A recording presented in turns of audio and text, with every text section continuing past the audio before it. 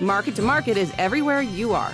Subscribe to Market on YouTube, find us on the PBS video app to stream on demand, and add our 3 podcasts on your favorite podcasting app.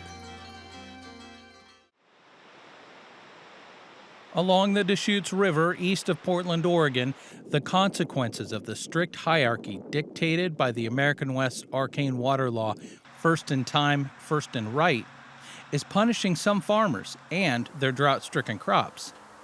Basically, we're in a severe drought. The natural flow in the Deschutes right now is less than anybody's ever seen it. Now, keep in mind, we said that a month ago, we said that 2 months ago, we said that 2 weeks ago. It keeps going down. As catastrophic drought ravages the West, the irrigation districts with water claims dating back more than a century only have had to modestly reduce water use, while districts just up the road with more recent claims have been cut off entirely. So North Unity Irrigation District is the junior district in the Deschutes Basin and basically in Central Oregon. So what that means is when it comes to the water, especially natural flow, we're last in line because we're last in time. To the south, automated sprinklers douse crops and cattle graze on green pastures as water pours through lush farmland, highlighting the water rights inequality for farmers in Oregon.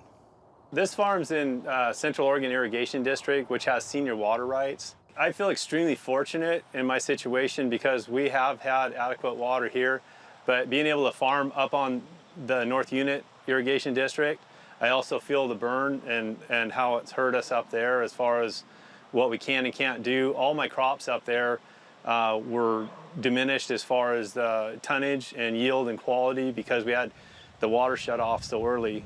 After 3 years of punishing drought, the water rights issue in the western U.S. has brought new urgency to the controversial proposals that would allow farmers with excess water to lease some or all of their share to those in need, regardless of what irrigation district they are in.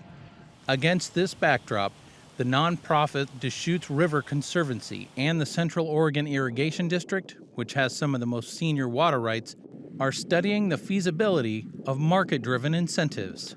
We just want to be able to move water around more flexibly on a voluntary incentive-based basis. So if somebody wants to use less water in Central Oregon Irrigation District, for example, they should have an easier time letting North Unit Irrigation District or other junior districts pick up that water.